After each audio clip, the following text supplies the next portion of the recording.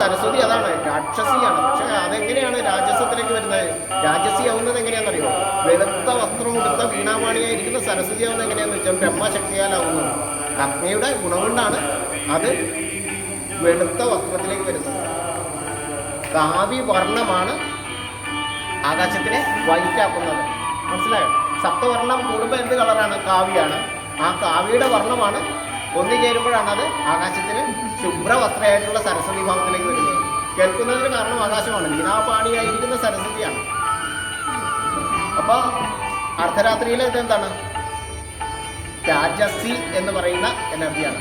വൈകുന്നേരം അസ്തമയത്തിന് ശേഷം പാർവതിയാണ്. പേര് ഗുണം താമസി എന്ന് പറയുന്ന ഗുണമാണ്. താമസമായിരിക്കുന്നത് ഭൂമിയാണ്, ശിവനാണ്. അതിൽ താമസിയായിരിക്കുന്നത് ജലമാണ്. അപ്പോൾ താമസി എന്ന് പറയുന്ന എനർജിയാണ് വൈകുന്നേരം 4 മണിക്കൂർ പാർവതി. പിന്നെ ആകാശത്തിനാണ് 4 മണിക്കൂർ. ഏകദേശം 2:30 വരെ, 10 മുതൽ 2:30 വരെ രാത്രി അസമയമാണ്. അത്രയ്ക്ക് ഡാർക്ക് എനർജിയാണ്, മരണകാരണമായ ശക്തിയാണ്. അതിനുശേഷമുള്ള 4 മണിക്കൂർ ആരുടേതാണ്? ലക്ഷ്മിയുടേതാണ്. ജന്തുലോകം ഉണരുന്ന സമയമാണ്. മനസ്സിലായോ? ജന്തുലോകം ഉണരുന്ന സമയമാണ്. അപ്പോൾ വൈകുന്നേരം 4 മണിക്കൂർ പാർവതിയാണ്, അത് കഴിഞ്ഞ് സരസ്വതിയാണ്, അത് കഴിഞ്ഞാൽ ലക്ഷ്മിയാണ്. ചോറ്റാനിക്കര പോയിരുന്നാൽ എന്തെല്ലാം രാവിലെ പോയി കഴിഞ്ഞാൽ ആരെയൊക്കെ കാണാൻ പറ്റും? ആദ്യം പോവുകയാണെങ്കിൽ സരസ്വതി ഉണ്ടാവും അവിടെ, അല്ലേ? പിന്നെ ലക്ഷ്മീനെ കാണാം, അല്ലേ? സന്ധ്യക്ക് പോയാൽ പാർവതിയാണ് ദർശനം, കേട്ടോ. അപ്പോൾ നമ്മളുടെ ദേവസങ്കല്പങ്ങളൊക്കെ എന്താണെന്ന് മനസ്സിലായില്ലേ? ഇത്ര സയൻസാണ് ചെയ്ത് വെച്ചിരിക്കുന്നത്. നമ്മുടെ ചോറ്റാനിക്കര ചെന്ന വൈകുന്നേരം പാർവതിനെ വിളിച്ച് പ്രാർത്ഥിക്കാം. രാത്രി ചെന്ന് കഴിഞ്ഞാൽ സരസ്വതിയാണ്. പ്രഭാതത്തിൽ ഏറ്റവും വെളുപ്പിന് സരസ്വതിനെ കാണാം. അത് കഴിഞ്ഞാലും ആണ് മാറും, ലക്ഷ്മി ഭാവത്തിലേക്ക് വരും. പ്രകൃതിയാണ് മാറുന്നത്.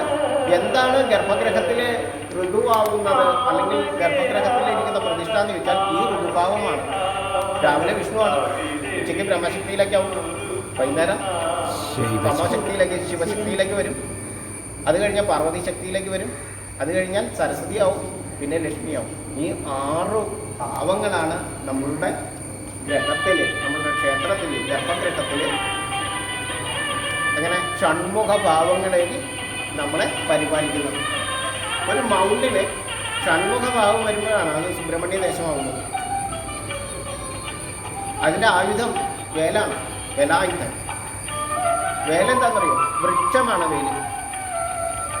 അപ്പോൾ ഇന്ദ്രധനുസിനെ തടുത്ത്, ഈ വേല് കൊണ്ട് തടുത്ത് അറ്റിനെ തടഞ്ഞു നിർത്തി മഴയെ പെയ്യിക്കുന്ന വേലായുധം എന്ന് പറഞ്ഞ മൗണ്ടാണ്, സുബ്രഹ്മണ്യനാണ്. കാവടി രൂപ പ്രതീകമായിരിക്കുന്ന മൗണ്ടുകളെയാണ് പറയുന്നത് സുബ്രഹ്മണ്യൻ. എത്ര വലിയ സയൻസാണെന്നറിയോ? ഇപ്പം നമ്മളുടെ 6 ദേവഭാവത്തെ കണ്ടില്ലേ? ഇതിന് പുരുഷഭാവത്തിൽ 3 എനർജിയാണ്, ശക്തിയാണ്. 3 ശ്രീ ചൈതന്യങ്ങളാണ്. വിശ്വാസത്തിൻ്റെ പിന്തിളക്കത്തിൽ മുഴിക്കരോ ഗോൾഡ് ആൻഡ് ഡയമണ്ട്.